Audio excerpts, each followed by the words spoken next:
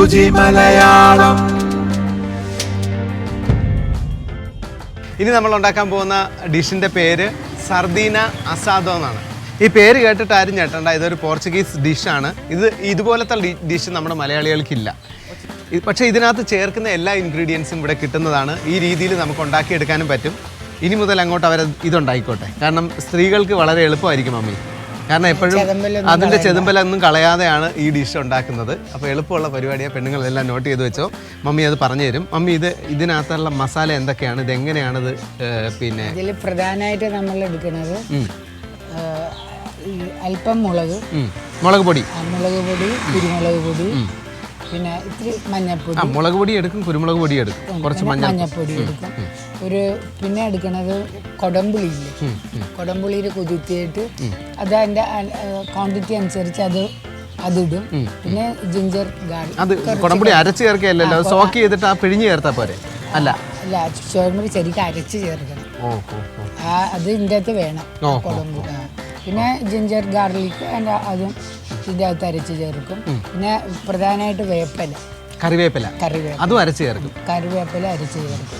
ഈ പുളിക്ക് പകരമാണ് ഈ നമ്മൾ കൊടംപുളി അരച്ച് ചേർക്കുന്നത്. ഓക്കെ, വിനീഗറൊക്കെ ഇടുന്നത്. ഓക്കെ.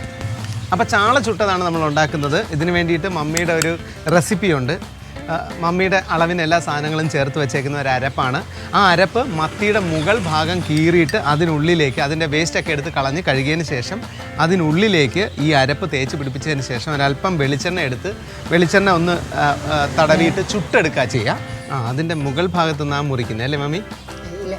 ഇത് ഇങ്ങനെ ഇവിടെ നിന്ന് കിട്ടും. ഓക്കെ, ഇവിടെ നിന്ന് ഇങ്ങനെ ചെത്തിയിട്ട് തല ഇങ്ങനെ ഇവിടെ നിന്ന് വെട്ടിയിട്ട് ഇങ്ങനെ മത്തിയുടെ ഇവിടെ നിന്ന് ഇങ്ങനെ കീറി ഇതുവരെ കീറിയതിന് ശേഷം ഇങ്ങനെ ഓപ്പൺ ചെയ്ത് വെച്ച് ഇതിൻ്റെ വേസ്റ്റ് എല്ലാം എടുത്ത് കളഞ്ഞതിന് ശേഷം മസാല തേച്ച് പിടിപ്പിച്ചിട്ട് അതുപോലെ തന്നെ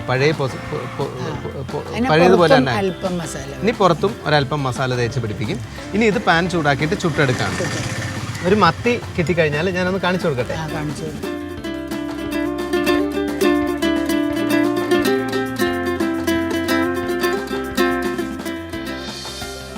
നമ്മൾ വാലിൻ്റെ ഈ പോർഷനിൽ ഒരു ചെറിയ വെട്ടുണ്ടാക്കും.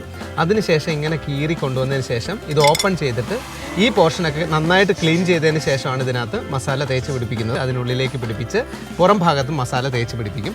അങ്ങനെ 2, 4, 6 മത്തി അല്ലാതെ മസാല തേച്ച് വെച്ചിട്ടുണ്ട്. ഇത് നമ്മൾ ഇനി ചുട്ടെടുക്കാൻ പോവാണ്.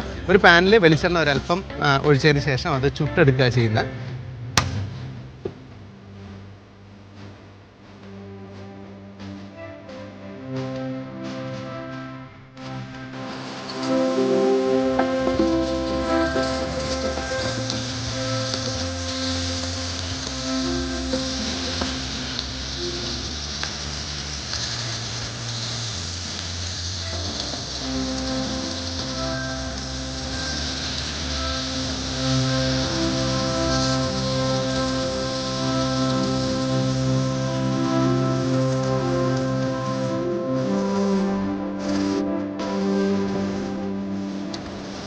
ഇത്രയും നേരം ഞാൻ പിടിച്ചു നിന്നത് കടിച്ചു പിടിച്ച. ഇനി ഇതിൻ്റെ ഒരു പ്രത്യേകത എന്താണെന്ന് ചോദിച്ചു കഴിഞ്ഞാൽ ഇതൊരു സ്പൂൺ കൊണ്ട് ഇങ്ങനെ മാറ്റിക്കഴിഞ്ഞാൽ അതിൻ്റെ ചെതുമ്പൽ അങ്ങനെ തന്നെ മാറ്റിയെടുക്കാൻ പറ്റും. ഒരു പ്രശ്നമില്ല.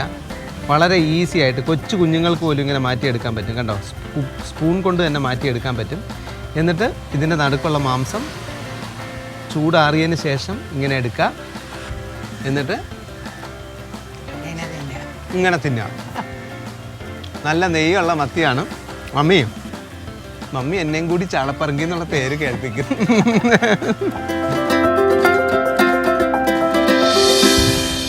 ഒരു രക്ഷയില്ലാത്ത ടേസ്റ്റാണ്.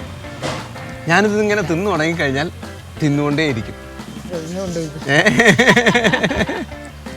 സർദീന അസാദോ എന്നാണ് ഇതിൻ്റെ പേര്. പോർച്ചുഗീസ് ഭാഷയിൽ സർദീന എന്ന് പറഞ്ഞാൽ പിന്നെ ചാള എന്നാണ് മീനിങ്. സർദീന അസാദോ അതാണ് ഈ ഡിഷിൻ്റെ പേര്. ചാള ചുട്ടത്. അടിപൊളി മമ്മി. Thank you mummy.